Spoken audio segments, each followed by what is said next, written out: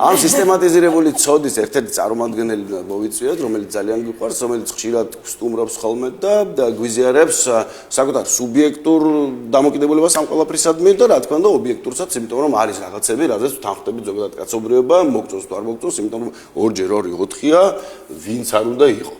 შესაბამისად, ქალბატონი ლალი ანტიძეა ჩვენი სტუმარი, ფილოსოფოსის პროფესიით. მოგზავნთ. დღემში მოგესალმებით, მაგრამ ასე წარგადგილი. დიდი მადლობა მოწვევისთვის. გიოცოთ ყველაფერს ერთად პირველ რიგში. ჯერ კიდევ მოოცვების დღეა და როგორც თქვენ ახსენეთ, კაცს მიღმა ბედობაა და გაგვბედებოდეს ცოდნაზე საუბარი და რაღაც ახალი ინფორმაციის, ვთქვათ, პოვნა, იმისთვის რომ უკეთესები გახდეთ, როგორც თქვენ ამბობთ ხშირად. რა განსხვავებაა მაინც აი უკვე როგორც პროფესიონალს რო ვკითხოთ, აი ცოდნას, ჩვეულებრივ ცოდნას და სისტემატიზირებულ ცოდნას შორის. ძალიან საინტერესო საკითხია და ამას ბევრი თეორეტიკოსი ეხება ამ თემას, იმიტომ რომ აი მაგალითად დიუი წერდა, რომ სანამ ჩვენო სკოლაში შევდგავდით ფეხსო და კაცობრიობამ ზოგადად გაიარა ყველაზე დიდი სკოლა და ეს სკოლა არის სამყარო. სანამ მივიდოდით იქამდე, რომ აი საკლასო ოთახებში დავჯდებოდით, ხელებს დავაწყობდით და გავიჭგემებოდით, მანამდე ადამიანი აგროვებდა ცოდნას და სწორედ ეს არის ადამიანის უპირატესობა და ის რომ ჰომო საპიენსები ვართ, ის რომ გონიერი არსებები ვართ, რომ ერთმანეთის მხრებზე ვდგებით. ანუ ის რაც წინათაობამ მიაღწია, რაცაც წინათაობა ცოდნის სახით აგროვებს, გადაეცემა შემდეგ თაობას და ველოსიპედის გამოგონება ამიტომ არ გვიწევს რამდენიმეჯერ. ნუ ერთხელ გამოგონება არის საკმარისი. თუმცა აი თუნდაც ის მაგალითი რომ მოვიტანოთ, აი თქვათ რა, ტანსაცმელი, ხო, როგორ გამოიგონა ვიღაცა გონიერი მიხვდა, როცა შეცივდა, რომ აგერ დათვს არცივა და დაიჭირა, მოიდანე გურგი და ჩაიცვა, ხო? და ეს უკვე ხდება და დღეს ახლა მოდის დიზაინერები გვყავს ჩვენ. და ის პირველი დიზაინერი იყო ძალიან საინტერესო ადამიანი, არა მგონია, რომელიმე თანამედროვე დიზაინერი. ანუ პირველი თუნდაც დიზაინერზე რო ვილაპარაკოთ, იმ გამოგონებას ტანსაცმელისას საჭიროება განსაზღვრავდა და არა სილამაზის განცდა ალბათ ჩვენს წინაპრებს არ ქონდათ ახლა იქ, ხო? ტყეში. არა, ციოდა. მოხერხებული უნდა ყოფილიყო და უნდა ჩა. ანუ სიცივე რო არ ყოფილიყო, არავინ არ დაფიქრდებოდა რომ ეს ქურქი მე მიხდება. სწორედ ეს არის. ცოდნა ყოველთვის ჩდება მაშინ, როდესაც კონკრეტულ საჭიროებებს პასუხობ. ხო, აი, თქვათ 90-იანი ხარ მოვდიოთ გზაში ვფიქრობთ, რომ ნეტას ადარიანის ხალხი თქო 90-იანი წლები გადაგვატანინა გპ-ის სატმორებმა. ხო, გაჩნდა საჭიროება, ბევრი დაკლი ქონდა, ბევრი დეფექტი ქონდა იმ ატმორებს, მაგრამ გაჩნდა საჭიროება და ჩდება აი ასეთი რაღაც ადამიანებმა გამოიგონეს წყლის გასათბობის. ანუ სახელმწიფო პოლიტექნიკურმა ინსტიტუტმა 90-იანებში გადაგვარჩინა სიცივეს. ცალსახად. ეს მართლა მე მართლა ასე პირდაპირას გაჭრელ და საბავი არ ვიცოდი და ძალიან დიდი მადლობა. ხო, ან კონკრეტული საჭიროებები განსაზღვრავს, თორე საჭიროება არ იყოს 60-ში და ვიყავით, ხო? არანაირი აუცილებლობა არ იყო არც აკვების მოპოვების, არც ჩაცმის, არც არაფრის და იყო ადამიანი, ანუ ეს არის კულტურამდელი ადამიანი სიმბოლურად რო შევხედოთ ამას, არა? როგორც კი კულტურა ჩნდება, კულტურა ყოველთვის ჩნდება აი ამ საჭიროებებზე პასუხად და ადამიანები აგროვებენ ამ ინფორმაციას, სოციუმები, თემები, თან სოციალური არსებები ვარ, ჩვენ ხო ცალკე არ ცხოვრობთ, არა? ადამიანად ყოფნა უკვე ნიშნავს ჯგუფურ ცხოვრებას, არა? და იქ დიფერენცირება ხდება საქმის ვიღაცას რაღაც ნადირობა შეუძლია კარგად, ვიღაცას სადილის კეთება, ვიღაცას გატყავება შეუძლია კარგად და ხდება დიფერენცირება ამისი და პროფესიონალდებიან ამაში ადამიანები და ამ თავის ცოდნას გადასცემენ სხვა ადამიანებს. აი მაგალითად ქართველებს გვაქვს ასეთი ტიკის ვიყენებდით, ხო? და ტიკებსა ტიკჭორებს, ხო? ისტორიულად ესეთი ღვინის ჭურჭლად, ხო? მაგრამ ის ტყავი რომ ისეთი მთელი გამოიღო, წყლის ტყავი, ხო არიან ხარისგან აკეთებდნენ, ხო? ამას ჭირდება კონკრეტული ცოდნა, რომ 4-ში გამოღება გვია მაგას, რომ აი ისე უნდა გამოიღო, რომ არ უნდა გაიჭრას. ანუ 4-ში ამოგიღებ მუქარა მაკედან მოდის. ანუ კანიდან ისე გამოგაძრობ, რომ არ ხო. რაც შეეხება ხა თქვენს ფუნდამენტურ კითხვას, რაც აი როდის ხდება ინსტიტუციურობა აუცილებელი, ანუ როდის ხდება იქნება რაღაცა ტიპის სისტემები, ხო? თუ თანამედროვე განათლების სისტემას შევხედავთ, უნივერსიტეტები ცოტა ადრე ჩდება საუკუნეებში და სასკოლო განათლება მე-18 საუკუნიდან იწყება, ძირითადად ავსტრიელები და პრუსიის სამეფო არის, ასე ვთქვათ, დომინანტი მაგ სფეროში. და შეგვიძლია ვთქვათ, აი თუნდაც იგივე ანტიკური პერიოდიდან რომ დავიწყოთ, ხო? გეცოდინებათ სოფისტური სკოლები, სიტყვა სოფისტიკა ყველამ ვიცით, სალანძღავ სიტყვათ არის ქცეული და ნიშნავს იმას, როცა კამათში და მსჯელობაში რაღაცერად გატყუებენ და მოწინააღმდეგისთვის მთავარი არის რომ გაჯობოს კამათში, აი სოფისტიაო ასეთ ადამიანზე ამბობენ, ანუ კამათში ვერ მოუგებ, თუმცა რასაც ლაპარაკობს შეიძლება ბოლომდე ჭეშმარიტი არ იყოს. თუმცა ეს სალანძღავი სიტყვა კი არის, მაგრამ ხანდახან რომ დავფიქრდები, ძალიან მენანება სოფისტები ასეთი შეფასებისთვის, იმიტომ რომ ძალიან დიდი და ისტორიული საქმეა გაკეთებული თავის დროზე. ამ მოძრაობას იწყებს პროტაგორა, რომელიც თავად არისო არისტოკრატიის წარმომადგენელი და მოგეხსენებათ, რომ განათლება ძირითადად სახლებში იღებდნენ, ძირითადად არისტოკრატები იღებდნენ და პროტაგორა სრულიად შემთხვევით აბდერელი იყო და დემოკრიტესთან მოხვდა და დემოკრიტემ მიცა განათლება. და ეს არის ადამიანი, რომელმაც დაიწყო სიარული კარდაკარ და მასწავლებლობა. ანუ სოფისტი ნიშნავს, სოფიას სიბრძნეს ნიშნავს, სოფისტი ნიშნავს სიბრძნის მასწავლებას. მაგრამ ეხლა ნახეთ, რატო ჩნდება ამისი აუცილებლობა საბერძნეთში. იწყება პოლიტიკური ძვრები. არისტოკრატიას უპირისპირდება დემოკრატია. დემოკრატია ახალია და მას ჭირდება ფეხის მოკიდება. და ძველი ბერძნები თვლიან, რომ იმისთვის, რომ პოლიტიკურ პროცესებში მიიღო მონაწილეობა, გჭირდება პოლიტიკაში იყო. ჩვენ ცოტა გაგვიჭირდება მაგაზე. პასუხს ელოდები? რთული არ ვიცი. განათლება. პოლიტიკურ პროცესებში რომ მიიღო მონაწილეობა და საკუთარი თავის დაცვა რო შეძლო, გჭირდება განათლება. განათლება გჭირდება, მაგრამ მაშინ ადრე აი წერა კითხოსნებას მონები ასწავლიდნენ, იცით? მასწავლებლები მონები იყვნენ ძველ საბერძნეთში. რაღაცა ძალიან დაგვიბრუნდა დღესაც მასია. მაგრამ უჭირდებათ უფრო მეტად განათლებული, ვიდრე უბრალოდ წერა კითხვა. ანუ მონამ წერა კითხვა უფრო იცოდა, ვიდრე მონები ასწავლიდნენ, კი, მასწავლებლები იყვნენ, ანუ ასოები და ის ხო ეს იცოდნენ, იმიტომ რომ ეს ყველაზე დაბალი საფეხური იყო რა, იმ ეტაპის, მაგრამ სოფისტებმა ეს არ მაღალ დონეზე აიყვანეს, ანუ ესენი იყვნენ ადამიანები, ვინც იმიტომ აძლევდნენ განათლებას სხვა ადამიანებს, რომ იმ ადამიანებს შეძლებოდათ პოლიტიკურ პროცესებში მონაწილეობის მიღება. ანუ საკუთარი ინტერესების და საკუთარი თავის დაცვა შეძლებოდათ. ასწავლიდნენ კანონებს, კამათის ხელოვნებას, ფილოსოფიას და ძალიან განავითარეს გრამატიკა, რიტორიკა ამასობაში აი ამ სწავლების პროცესში. ანუ სისტემატიური განათლება პოლიტიკის დამსახურება, ოღონდ 2005 წლის თავიდან დიახ, ანუ დემოსი რო ყოფილიყო ჩართული პოლიტიკურ პროცესებში, ხვდებიან რომ განათლება ჭირდება და გირაობენ სოფისტებს. რომ მოგვეცი შესაბამისი განათლება. და მე სხვათა შორის აი ჩვენ კაცობრიობის ერთ-ერთი ყველაზე დიდი მასწავლებელი სოკრატე. სოკრატე სოფისტი იყო თავიდან, მაგრამ უპირისპირდება მე სოფისტებს, იმით რომ ამბობს, რომ არ მოწონს ორი რამე სოფისტების, ერთი რომ სოფისტები ამ განათლებაში ფულს იღებდნენ და მეორე რომ მაგათთვის ჭეშმარიტება არ არისო მთავარი, მაგათთვის მთავარია კამათში მოგებაო და არა ჭეშმარიტების მიღწევაო და ეს არ მოწონდა სოკრატეს. ანუ დემაგოგიაც კაი 2500 წლისაა მინიმუმ. პოლიტიკასთან ერთად დემაგოგიაც იბადება. კარგი, თუ ხედავთ რომ კარგით 2500 წლის წინ დასჭირდა თვითონ ქვეყანას ახალ საფეხურზე ასვლისთვის, რომ ბევრი განათლებული ადამიანი ყოფილიყო, რომ ბევრს მიიღო კამათში მონაწილეობა, ოღონდ ადეკვატური და არა უბრალოდ გაბჭენილი პირით, ამიტომ უნდა გაენათლებიათ ბევრი და უშუალოდ მე-18 საუკუნეში თქვენ რომ ამბობთ ზოგადი განათლების საფუძვლები ჩაეყარა, აქეთ უფრო დაიწყო ხო მე ფაქტი. მან რაში დაჭირდა? მან ხო რეალურად არისტოკრატია ბურჟუაზიას უპირისპირდება და მიდის ჭიდაობა, ანუ მოქალაქეობა უფრო მეტია და ფული თუ გვაროვნული თუნდაც შეერი, აი სოლომონ მორბელაძე კი გვახსოვს, ხო? ენას დამბრცხენია. ხო და ანუ რაში დასჭირდათ ამ ორ დიდ ძალას ვიღაცა ჩვენ ახლა მეძგლეხი ვარ წარმოშობით, თუ რამეს ნიშნავს ეს და რომ ჩემთვის მაგალითად განათლება მოეწოდა.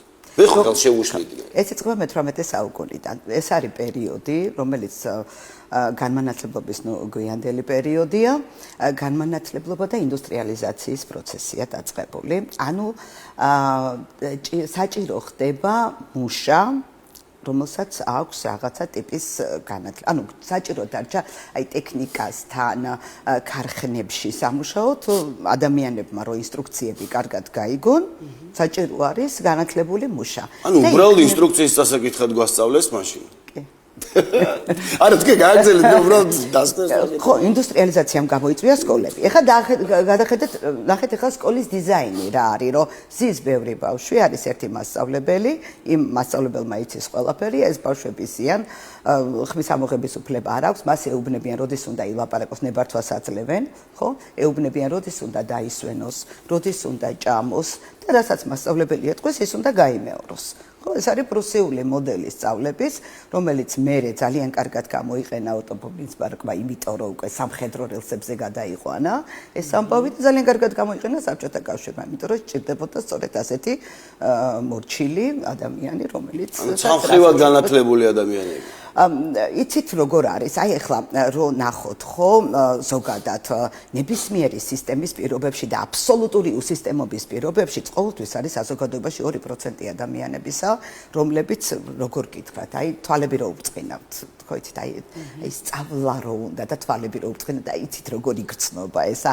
აუ აუდიტორიაში რომ მყავს ასეთი ადამიანი, ჩემთვის ძალიან დიდი ფუფუნება, ელავს, ისრუტავს, სხვა ენერგეტიკა მოდის მისგან. ასეთი ადამიანები ყოველთვის არის და ეს ადამიანები არიან სწორედ ისინი, ვინც აი ჩვენს კაცობრიობას მიაგორებენ რა პროგრესისკენ და ეს დანარჩენი 98 არის რაღაცა ასე ვთქვათ 98% არის ის ვინც აი ესე მორჩილად იღებს განათლებას.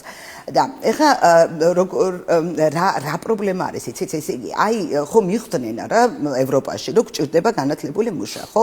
აი ამას რომ მიხვდნენ ხო ზუსტად იმისი შესაბამისი დიზაინი გააკეთეს სკოლის, ინფრასტრუქტურა ისე მოაწყვეს რომ გჭირდება ეს ასეთი ტიპის ადამიანი, ხო? იგივე მოდელი ჭირდებოდა, ამიტომ იყო იქ გამართლებული, კაი შედეგებზე გავიდნენ. იმიტომ რომ რა მიზანიც ჰქონდათ, იმ მიზანს ხომ მიაღწიეს ამ მეთოდით, რომ ბავშვებმა ისწავლეს წერა, კითხვა, საუკეთესოებს კიდე უფრო მეტი განათლება მიცეს, თან უფასო იყო. სკოლები არ ქონდა ამ სკოლებისთვის გადასახადები არ იყო. თან ისა ჩვენ გამოვტოვეთ ის ეტაპი, რომ მანამდე ეკლესია მონასტრებთან ხდებოდა ხო განათლების მიღება და უკვე სეკულარული სკოლები გაჩნდა. ჩაიხსნა ეკლესია მონასტრებს, ანუ რელიგიურ თემატიკას და აი ამ სოფხებელობრივ პრობლემებს ემიჯნება უკვე სკოლა და უკვე საერო სკოლები ჩდება, ხო? აი აქ უკვე ჩდება მერე ნაციონალური ინტერესები შემოვიდა მოგეხსენებათ საფრანგეთის რევოლუციის მერე ჩდება ნაციონალური სახელმწიფოები, ხო? ანადე ძირითადად იმპერიები არის, ხო? ანუ ეთნიკური სახელმწიფოები უფრო გვიანდელია. ანუ ის რაც ახლა მოცემულობა გგონია ნაციონალური სახელმწიფოების სინამდვილეში რაღაც 2 საუკუნის შედეგი. საქართველოც კი იმპერია იყო, ხო? აღმაშენებლის და თამაშის. ჩამონათვალის მიხედვით, ხო? ხო. ანუ არ იყო ნაციონალური სახელმწიფოები, ფაქტობრივად გვიანდელია, უფრო გვიანდელია რა ეს განმანათლებლობის ეპოქას მოყვა ეს ნაციონალიზმის წინა პლანზე წამოწევა. და საბჭოთა კავშირმაც ძალიან კარგად მოერგო. ეხლა რა უნდოდა საბჭოთა კავშირს? რა უნდოდა? ადამიანი, რომელსაც აი ესე დოგმატურად მოასროვნე, რო ეტყვია, რომ აი ესე მარქსმა ეს თქვა, ლენინმა ეს თქვა, ეს არის აბსოლუტური ჭეშმარიტება, თანარჩენი ყველაფერი არის სისულელე და ეს უფრო ნაკლები ფული იხარჯებოდა. აი ხალხის დახვრეტაში და იმ აჯანყებების ჩახშობაში უფრო მეტი თანხა იხარჯებოდა, ვიდრე აიბაში სკოლის ასეთ მოწყობაში. ხო და იმ თავით უკვე სტერილური ხარ. იცი რა გიდა მე მახსოვს ჩემი თავი მე საბჭოთა სკოლა მაგ გამოვლელი და მე მახსოვს ჩემი თავი თუმცა ძალიან ვინერვიულე ბრეჟნევი რო გარდაიცვალა რომ მეგონა რომ ამერიკა იწყებდა ატომურ ბომბს და ორი ღამე არ მიწინია ამაზე ნერვიულობით მე მგონი საკუთარ ბაბუაზე იმდენი არ მინერვიულია რამდენიც იმაზე იმიტომ რომ რაღაცნაირად ფიზიკურ საფრთხესთან იყო ჩემთვის ასოცირებული იმიტომ რომ ასე გვასწავლდნენ სკოლაში და ასეთი მე მახსოვს ჩემი ცნობიერების დიალექტიკა ხო როგორ ჩამოვიფერთხე ეს დოგმატური აზროვნებები რაღაც თუმცა არსებობს აზროვნების ტიპი აი თქვენ რო ამბობთ ხო ეს სამხრივად განათლებული ადამიანები, რომლებსაც სულიერი სიღრმე ასე ვთქვათ არ მივესალმებით, ცდილობ მაგසේ კი 1-2%-ს მოვითმეთ რა. იმ 2%-დან კიდე ნახევარს დავიჭერთ, ნახევარს სამსახურში ავიყვანთ პირიქით, ზოგს შანტაჟით, ზოგს ტყუილით და ასე შემდეგ და ფსიქოლოგიაში არის ასე ცნება მაგიური აზროვნება და კიდე რამდენიმე ცნება ახლა სიტყვები არ მახსოვს, სადაც ისე აკეთებენ, რომ თუ ვერ მოგერიენ ლეხურად ვამბობ, მაშინ ცდილობენ, რომ შენში ორი ურთიერთსაპირისპირო აზრი რაღაცაირად იმპლანტირება მოახდინოთ და შენ ფიქრობ, როგორც პარტიას უნდა, კი გაქვს ეს თავისუფალი აზრი, მაგრამ შენში ჭიდილი არ ხდება ამ ორი აზრის რომ რომელიღაცა ხომ უნდა გაიმარჯვოს ახლა დავჟე ეს ქაღალდია და პლასმასი და ორივე პარალელურად მიდის და დღეს რასაც მივახციეთ საბოლოო ჯამში, როდესაც დაუშვათ რაღაც ტიპის პროპაგანდა, აი ესე ულესავს ადამიანებს თავს და ჩვეულებრივად ადამიანი ზის და ეს შავიცაა და თეთრიც. ერთსა და და პრობლემა არა აქვს. კი, აი ზუსტად ეს არის განათლების სისტემის აბავი. ეხლა ჩვენ რა გვჭირს თუ გაინტერესებთ? ჩვენ რა გვჭირს? გვაინტერესებს. რა ხდება ჩვენ? ჩვენ გვაქვს დეკლარირებული ძალიან კარგი რამეები ეროვნულ სასწავლო გეგმაში. გვიწერია რომ ჩვენ უნდა გავზარდოთ განათლებული ადამიანი, რომელსაც ექნება სოციალიზაციის უნარი, რომელიც ექნება თავისუფალი, რომელსაც ექნება თავისუფლად გადაწყვეტილების მიღების უნარი და ექნება ძალიან მაღალი ინტელექტუალური უნარები. ხო, ეს გვაქვს ისეთი კარგი რამეები წერია, რომ აი ნუ ამაზე კარგი რა უნდა იყოს. მაგრამ მე აქეთ გამოდის, რომ ეს ხო არის მიზანი, არა, რომ ასეთი ტიპის ადამიანი უნდა გაიზარდოს, ხო?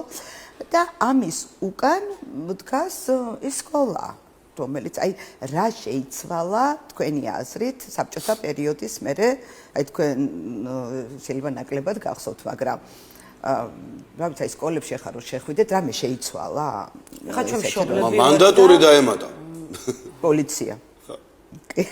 არა, ბევრი რაღაცა არის შეცვლილი. ანუ ვამბობ ფიზიკურად არა, შეიცვალა ის რომ თუნდაც ეხლა რო არის რაღაცა არ ვუტყამთ ბავშვებს, ფორმები არ არის. ჩვენ დროს რას ამბობ ეხლა ეგ არ შეიძლება და არც კი მეგონა რომ სხვა რამე უნდა ჩამეწვა ეს ისა კოსმეტიკა შეიცვალა. მე ვფიქრობ რომ პროდუქტების სახეზე არა, კოსმეტიკა, არა, კოსმეტიკა გარეგნული მხარე შეიცვალა, მაგრამ შინაარსი შინაარსი ხო იგივე რჩება, ანუ რა ისევ იგივე წინასწარ გაწერილი ვიღაცის მიერ გეგმა კაბინეტში დამჯდარი ადამიანის, რომელმაც ხო, მაგრამ იცით რა არის, მე მასწავლებლებს პირადი ცხოვრება თუ ქონდა, ისიც არ ვიცოდი, ისე ვიყავი აღზრდილი, რომ ესე რო ავწერდი ხელს, რომ მეგონა რომ აი რასაც გვეუბნებოდნენ, ისე იყო მართლა, მაგრამ დღესდღეობით მასწავლებლები მეგობრობენ ბავშვებთან, ანუ იციან ბავშვებმა, რომ კი, რა თქმა უნდა, მასწავლებელი მართალია, მაგრამ შესაძლებელია, რომ თავისი აზრი იყოს პრიორიტეტი. და მე მეგონა, რომ ბავშვობაში იყო ეს პერიოდები, ანუ 10-დან მასწავლებელი რო იყო და всё, ესე.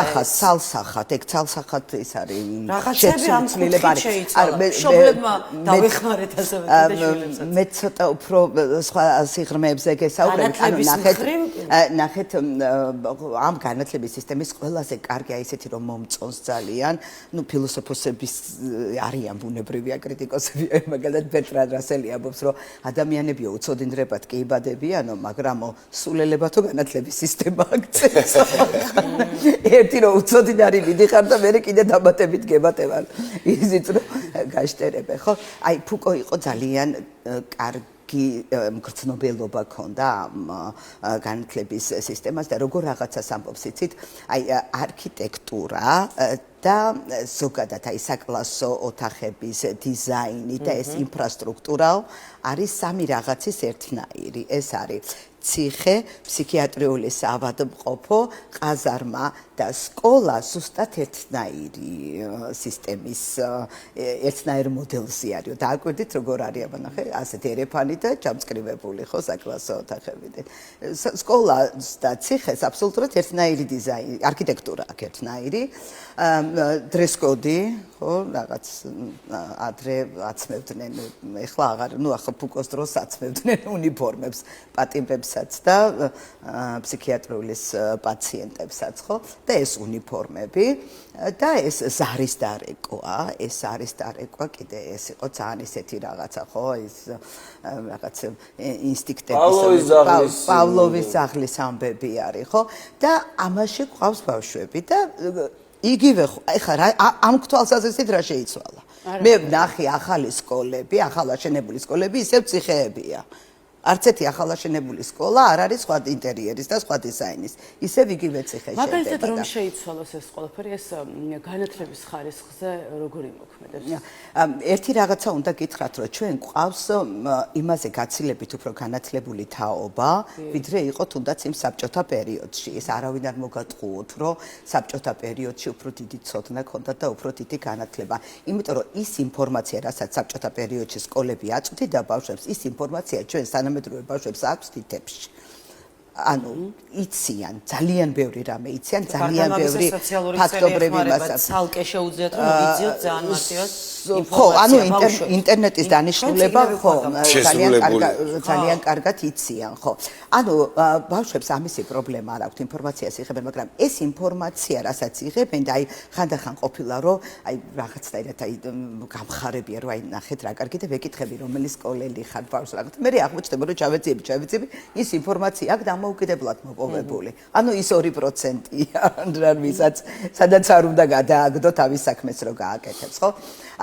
და საბჭოთა სისტემა იყო ამაზე მოწყობილი, რომ აი განსაკუთრებულად საუკეთესო ბავშვებს, აი ფენომენალური ბავშვები ვინც იყო, ეგრევე კგბ სკოლაში მიარბენინებდნენ, ხო? და მწუთას საყენებდნენ საკუთარ სამსახურში, რომ ღმერთი არ გაწყვეტოდა და ამ ბავშვებს რაღაცა დამოუკიდებელი აზროვნება არ დაეწყოთ, ხო? და ეხლა ნახეთ ჩვენ რა პრობლემა გვაქვს, ხო გვაქვს ეს მიზანი, რომ თავისუფალი დამოუკიდებელი ადამიანი გვინდა რომ აღზარდოთ, მაგრამ მეთოდები ნახეთ არის ახლა ამ გარემოში გაზრდილი ბავშვი და 30 ბავშვი ერთ მასწავლებელთან ერთ პატარა საკლასო ოთახში და ამ მასწავლებელს არ აქვს არანაირი რესურსი საჯარო სკოლებს გულისხმობ, კერძო სკოლებში მეტნაკლებად არის. არ აქვს ინტერაქტიული დაფა, არ აქვს ინტერნეტზე წტომა, არ აქვს პროექტორი, არ აქვს ყველა ბავშვს თავისი კომპიუტერი არ უდგას. ანუ არაფერი არ აქვს. ხშირად ქსეროასლების საშუალებაც არ არის, ხო? ანუ არაფერი არ აქვს მასწავლებელმა და რა უნდა გააკეთოს? უნდა იზოლებულია რომ ჩაატაროს ისევ ის საბჭოთა გაკვეთილი, რომ რაღაცები უნდა მოუყვეს ამ ბავშვს და მე ამ ბავშვებსაც უნდა მოთხოვოს გამეორება. და უკვე პედაგოგის პირად უნარებზეა დამოკიდებული რამე გადაგასწრება. და ესე იგი რესურსი ვერ აკმაყოფილებს თანამედროვე განათლების მოთხოვნას. ძალიან ძვირი ჩდება კარგი განათლება, ძალიან ძვირი ჩდება. და ეხლა ნახეთ, წარმოიდგინეთ თქვენ თვითონ სახელმწიფო აწესებს, რომ კლასში ჯერ იყო 25 ბავშვი, თქვენ ეხლა 29-მდე ავიდა ეს რაოდენობა, ხო? და როდესაც ასე, ანუ ყველა ხვდება, რომ თუნდაც 29 ბავშვი ერთი მასწავლებელი ამ ურესურსობის პირობებში, რა თქმა უნდა, ვერ იმუშავებს. 19 ხო, გამორიცხო, ხო, ცოტა შემცირდა, მაგრამ ისიც კი შეუძლებელია. აი ხა მე თვითონაც რომ ვმუშაობ, 10-12 ბავშვი მყავს ერთ სივრცეში და 3-4 მასწავლებელი მუშაობთ ამ ბავშვებთან. ერთდროულად კი. იმიტომ რომ რაღაცა ტიპის თან ახლა ჩემ შემთხვევაში ცოტა სხვა ამბავია, აი ჩემი საკვირაო სკოლა უფრო ექსპერიმენტული რაღაცა ლაბორატორიას უფრო ვეძახი და აი რაღაცად როგორ აი ხშირად მეუბნებია რომ აი არაფერი არ მოგწონს შენ და რაღაცა და არაფერი არ მომწონს, არ არის, მე მარტო არ მომწონს, არ ვაკეთებ, მე არ გავჩერებულ ვარ ეს რო არ მომწონს, ვცდილობ რომ რაც მომწონს ის გავაკეთო და მე თვითონ ვექსპერიმენტობ, იქნებ შეუძლებელია ის რაც მე მინდა რომ მივაღწ, რასაც მინდა რომ მივაღწ. ანუ იმის დაშვებასაც აკეთებ რომ შეიძლება ცდებოდეთ რაღაცაში. რა თქმა უნდა შეიძლება ვცდებოდე და უნდა მომეცეს ამის საშუალება რომ და ამიტომ გავაკეთე ეს საკვირაო სკოლა რომ ექსპერიმენტს ვატარებ, რომ თქვა ეს მე რომ მგონია რომ რაღაცა ძალიან მაგარს ვაკეთებ. იცით რა არის გლობალურად კარგი შედეგი, იმიტომ რომ როდესაც შენ იწყებ ამაზე ფიქსორით, შეგიძლია ბავშვს დაეხმარო, ეს უკვე შედეგია იდეაში და იქ რო რაღაცა შედეგზე არ გახვიდე, გამორიცხულია, მაგრამ მე რომ მგონია რომ თქვა ამითი აუ ძალიან მაგარ რაღაცას გავაკეთებ, მე რომ მიდიხარ ბავშვებამდე არ მუშაობს, მაგრამ რაღაცა სხვა მიმუშავა. როგორც კი მივაგენი იმას, რამაც იმუშავა, უკვე იმისი ბრენდირება გავაკეთე. ამ თაობას ქალბატონო ლალი, იმიტომ რომ განათლებაზე ვსაუბრობთ, ეხლა და უმნიშვნელოვანესია, მაგრამ არის ხოლმე ეხლა ეს წიგნებიც უგრძელესი, უამრავი ფურცელი, უამრავი თეორია, ცოტათი გართულებულია კიდევაც ახლა რომ გადავხედე მე-6, მე-7 კლასის გეოგრაფიას, ისტორიას, ანუ ძალიან რთულია ეს ყველაფერი, რომ გააზრებულად ბავშვმა მიიღოს, ზოგი იზუთხავს, ზოგს ეზარება, აი რა ჭირდება ამ თაობას, რომ ისეთი ნიჭიერები არიან, რომ ისე შეისწოდონ, რომ უყვარდეს თავისი საქმე და ძალდატანებით არ სწავლობდნენ. ხო, ნუ ამ თაობას ძალიან რთულია, აღარ გახსოვს შემდეგ არაფერი. იქ მიიღებ ნიშანს და შედეგი. მე ვფიქრობ, კითხველი არ არის დღევანდელი თაობა. არ უყვართ წაკითხვა და შემდეგ რაღაცნაირად გონებაში წარმოდგენა, რასაც კითხულობენ. ძალიან კარგად იცი რა, ერთი-ორი ადამიანისგან, ახალგაზრდასგან, ახლა ისე გამოდის, რომ ჩვენ რაღაცა ხუცებს შევიკრიბეთ აქ, მაგრამ მივიღე რა, იცი, აი კითხველება რა გააკეთეთ ერთი ამ ქვეყანაში. რომ კითხულობდითო რა. სტალინიც კითხველი იყო და ჰიტლერიც. ხო, რა დაგვახვედრეთო კითხველებაო და უშოთ რომ მეუბნები რომ გინდა თუ არა ესაა. და ენა გადავყვაპე. კი, თავისუფალი შენ ახლა როგორ გამოგივიდა ის მშობლებს რა შემჭირდება ეგეთი ფაქტიც გამიგე. ხო.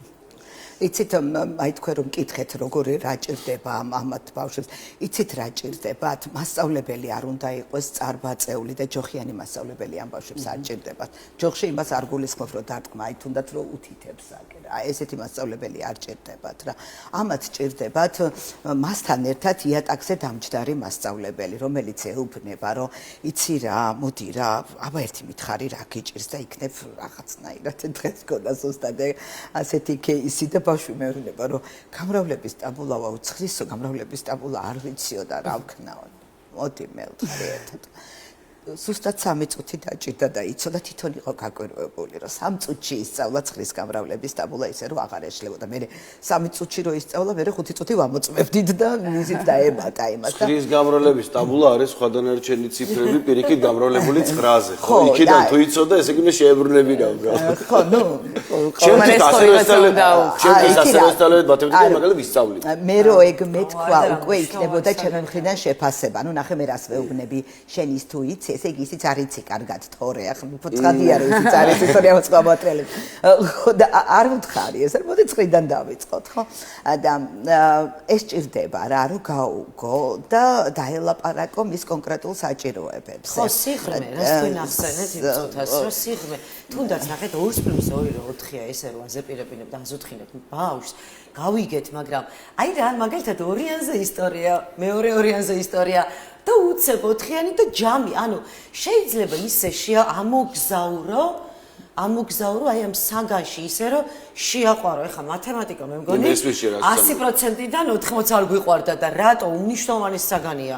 უმნიშვნელოვანესი, აი არ ვიცი მათემატიკური გონება რო გაზრონება მარტივად ძალიან მარტივად აღგვარებს და მე როცა ბავშვი მოდის და გეუბნება რომ მე ეს არ ვიცი და მე ამას რამდენი აქვს ნაფიქრი რომ თვითრეფლექსია გააკეთა და იცის რომ ეს არის მისი სუსტი წერტილი და მანამდე არ ეხმარება არავინ რაღაცა და იცის რომ სუსტი და დარჩა ეს ნუ ვერ სწავლობს გამრავლები არ იცის გამრავლების ტაბულა ვერ სწავლობს და დაადეს ეს რაღაცა კლიშე რომ აი ნუ ვერ სწავლობს და ეს ამ დროს შეუძლია ძალიან კარგად ანუ ახლა თქვენ რო თქვით რამდენი ფიქრა იმაზე რომ ეთქვა არ ვიციო გამახსენდა თქვენს მიერ ხსენებული სოკრატე ხო ის ცნობილი ფრაზით ხო ანუ კაცმა მთელი ცხოვრება იფიქრა იმისთვის რომ ეთქვა რომ აფერი არ ვიცი ხო მიხვდა მოკლედ სამწუხაროდ ეს ნახევარი საათით ისე ამოიწურა რომ იმედი მაქვს რომ გაცალეთ საუბარი ამჯერად მაინც ხანდახან არ ვაცილეთ ხოლმე კაპიტოლალის საუბარს მე ფაქტია ხმარა და ბევრი კითხვა ვცდილობდი რა როგორი სენსიტიური თემაა რომ არ არსებობს ადამიანი ეს